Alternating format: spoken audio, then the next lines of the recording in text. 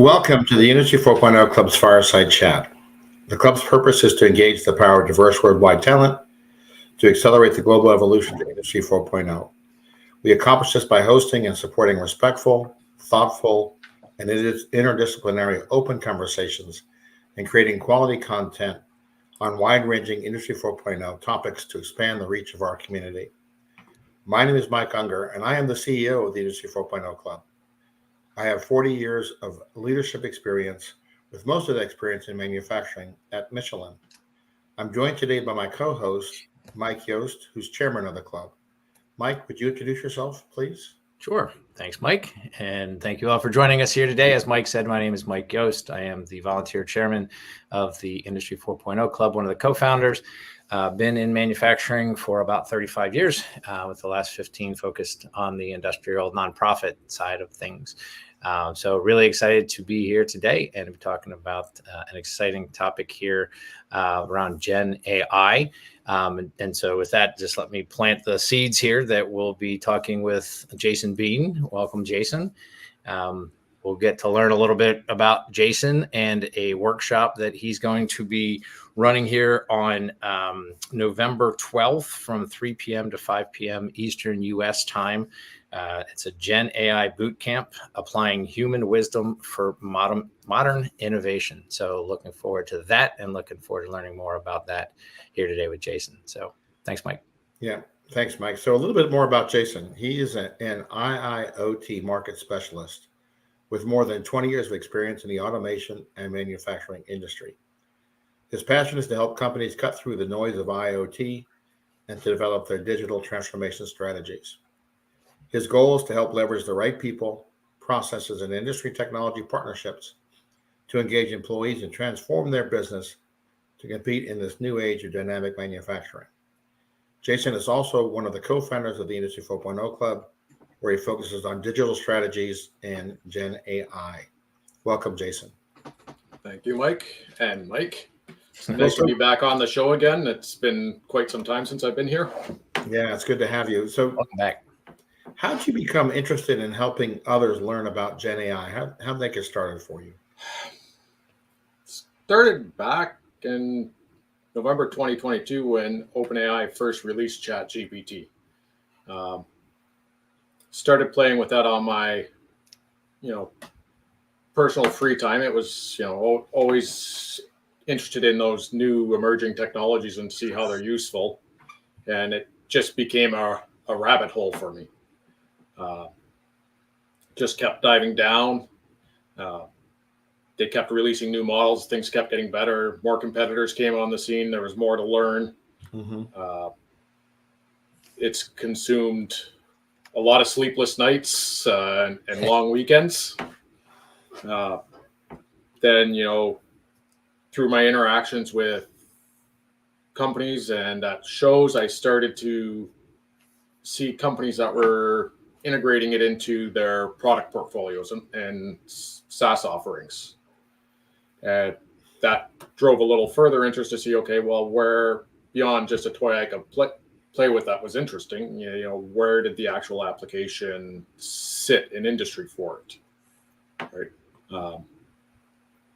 So I just kept diving further and further. And I think one of the areas that is highly overlooked in it is actually the fact that it's democratizing training, self-development, education, creativity. Like the Gutenberg Press started the Renaissance period by democratizing books and reading and knowledge. I think Gen AI is creating a digital renaissance for us versus a fifth industrial revolution. So Jason, it's accessible to everyone. How do you keep up? Right? The speed of change, the number of competitors, it just keeps coming and coming and coming. So how do you keep up with the pace? I don't think you can.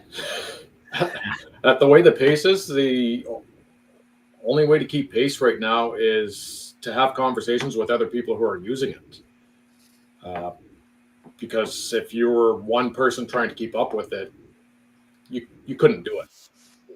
You can't think of every possible use case. You can't think of every possible prompting strategy, knowledge validation. You just gotta actually use it yourself for your applications, but then you got to engage in other people in conversations to see how they're using it, how they're applying it, where they've messed up, where they've seen success. I think the mess ups are the biggest learning points. Sure. Well, does it come back to the point you just raised, understanding the application, the environment within which you want to use it? That helps you understand, where to be focused on applying it. Oh, by far, understanding of application is going to be huge. Just, I think its real strength is as an assistant for people that are knowledge domain experts. I'm not a marketer by trade, so I couldn't guarantee that if I used it for marketing, that what it would actually produce was actual valid. It may sound good to me, Right. but it may not be following proper marketing, or it may not, be following proper legal or business. So if you're somebody who knows your area of expertise, it's a workforce multiplier. You're able to do significantly more in less time. Excellent. That's really good. So Mike mentioned you're going to help others learn about it through this workshop on November the 12th. For those that attend the workshop, what should they expect to learn? Why should they sign up, and what would they expect to learn if they participate with you on the 12th? So a lot of the stuff out there that's teaching people how to use it, they're talking about prompt engineering and how to construct a prompt properly. But here's the problem. If you tell it, say, let's go back to the marketing and say, okay, you're a marketing specialist with 20 years of experience and you've studied the writings of so-and-so, you still as an individual have no idea if it's actually doing what you want, because it's trained on such a large corpus of data. And I'm pretty much willing to bet that the people are training it aren't vetting the information they're training it on to ensure it's the best possible data out there. So how does the AI actually really know what a 20-year expert in a field does? So I'm a big fan of philosophy. I read Marcus Aurelius's Meditations once a year. Mm-hmm. I read Plato, Socrates rather regularly, and big fan of the Socratic method. And I found when you start actually having a conversation with it versus prompting it to validate the knowledge, the quality of the output increases significantly. Interesting. And you're going to be teaching that approach in your workshop. Is that the idea? So we'll be going through that approach on like how to pick a topic, go broad, and then through questioning how to get it to narrow it down to where you want it to be. Also going to go through and kind of explain how the prompting and output structure works, because not only is it generative on its output, the way it's structured, it's generative on its input, because it's trying to interpret what you're asking. So knowing how to ask clear questions becomes very important, because your result may not be good because maybe your question in itself is lacking in clarity. So that's the primary area where you're focused, Jason, on the prompting? Because there's a lot of dimensions to AI, right? So you're not teaching people how to create data sets or train models or things like that, right? No, we're not digging into how to create a model or create data sets. We're really just looking at the models like ChatGPT 4.0, O1 Preview, O1 Mini, Claude 3.5 Sonnet, Haiku, the tools that everybody would be that are using on a day-to-day basis. How do you actually use that to actually amplify your work and your work quality? Okay. I know you talk with a lot of people about this. You do a lot of you're recognized for people seeking you out for this type of knowledge. Can you just give a sense of sort of how people are being asked to use GenAI? Like, do the bosses know what questions to even ask of somebody, or are they just saying, go figure out our GenAI strategy or our ChatGPT strategy? I'm going to say no. Most people don't know really what to ask. Yeah. Some of the GenAI strategies I've seen, they've gone on to YouTube. They've watched a video from like maybe a year ago, and they've taken that and created their GenAI strategy. But these models are changing quite rapidly, so your strategy has to adapt with the models. Right? All models are like 4.0, O1 Mini, O1 Preview, 3.5 Sonnet New, Haiku 3.5, Gemini, XAI. They're all generative AI, but they all don't perform equally in the same arenas. Right? So, familiarizing yourself with them and seeing where each one fits and which applications you can actually use them for. That takes time and playing. And you mentioned earlier. I'm sorry, Mike. I'm just fascinated here. That's good. You mentioned earlier about the democratization of these tools and the knowledge. It's easy enough that anybody can download a free version and start running. So is that good or bad from a business perspective if there is no overarching guidance or strategy?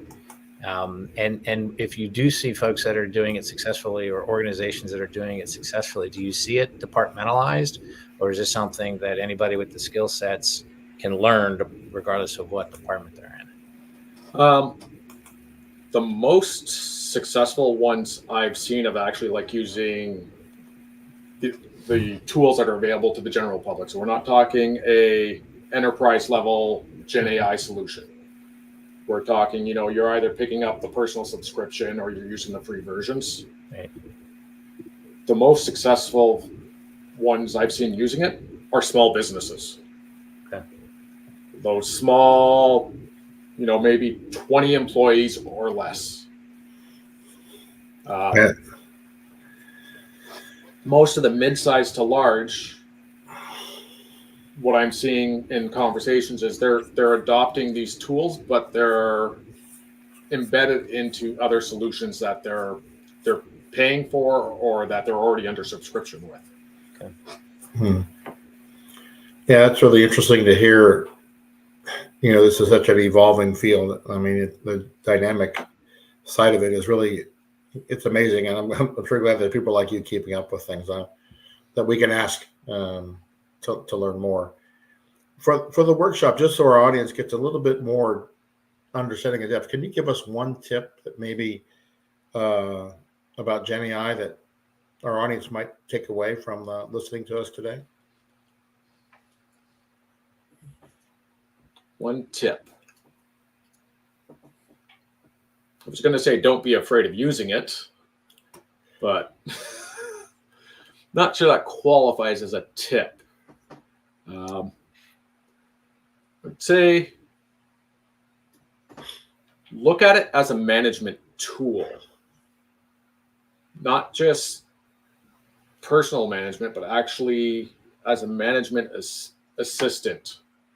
Because everybody talks about marketing chat bots and those likes and creating, manuals or something like that. But I believe I think it was Deloitte that released a study that found that generative AI is actually a better manager than managers. And now that's not saying it's going to replace managers, but when it's making its decisions, it's not making those decisions with emotional connection to individuals, right? So it actually can help the manager to make a more informed decision and recognize any potential biases they may have in their decision-making process, because the Gen AI is free of that interpersonal bias, right? It can probably continue to learn from the corpus. I mean, just the volume of information that it can learn from continually is just massive, right? I used to work for a large organization, and one of the growth skill sets was the ability to make decisions with limited knowledge, right? Like you have limited information, but you got to make a call. That's probably less of an issue when the size of the data set you're trained on is so massive. Yeah, like now you're not limited by a limited data set of knowledge. Right. You've got access to it right there. Right. One of the areas I use it in my own personal is I actually trained my AI on my Enneagram at work profile and my psychological assessments. So it knows how I think and how I interpret information now. So when I use it to teach myself something, it delivers it very directed towards my particular learning style. Wow, that's good. That's good. I'm curious, Mike, maybe just to diverge for a second here from Jason, just to circle sort of back from the club's perspective. Obviously, we're active in helping to facilitate conversations, get different perspectives. We work at public events and help line up speakers to share knowledge and such. So I think this is sort of a new offering here for the club, having a specific workshop on a topic like this. Yeah. So are we heading into a new area, or what do you see here from a club offering perspective? Yeah, that's a great question. So, you mentioned live shows. We've been offering workshops at live shows now for 18 months. And the thought is, why aren't we doing this virtually as well, right? We can reach a much broader audience and really provide a much broader service to our followers. And so this workshop and in the future, others like it will be something the club will begin to offer, with the whole idea, as we mentioned at the top, our mission is to advance the deployment of Industry 4.0. And this idea of being able to provide more, to provide knowledge so that folks can act and improve their business results is something that the club wants to be more and more active in. So, yeah, I think this is the first of many to come. So yeah. It's a great question, Mike. I think it's fantastic. And like you said, there's an appetite for it. People are asking, and we've been for some time engaging and helping to facilitate conversations like this. So I think it's a logical next step. So thanks for sharing about that. Yeah. So Jason, as we've talked for this time now about just getting ready to kind of get people some insight into what's happening on November the 12th from 3 to 5 with your workshop. Any final thoughts you'd want to share with our audience as we wrap up? If you don't have a subscription to one of the platforms, I would highly recommend getting one. I personally have subscriptions to both ChatGPT and Claude, and I think it's probably the best money I spend every single month.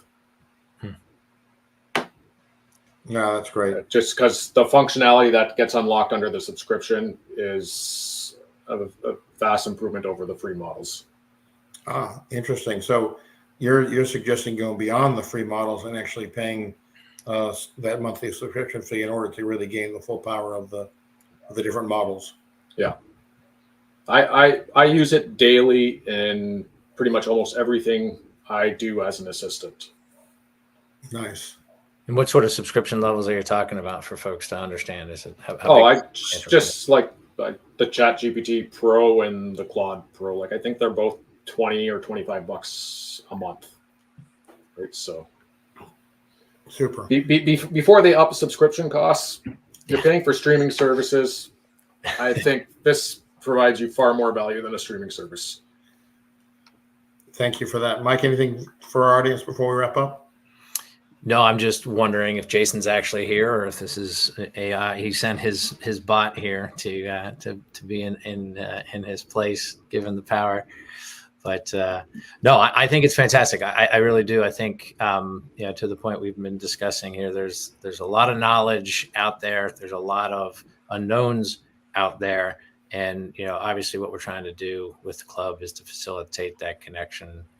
And so I would strongly encourage people to follow Jason, follow the club, join this workshop, learn more about it. As he said, start off with a, trial of the tool sets, play around with them, and then get some guidance on how to move forward with them. So appreciate your time here, Jason.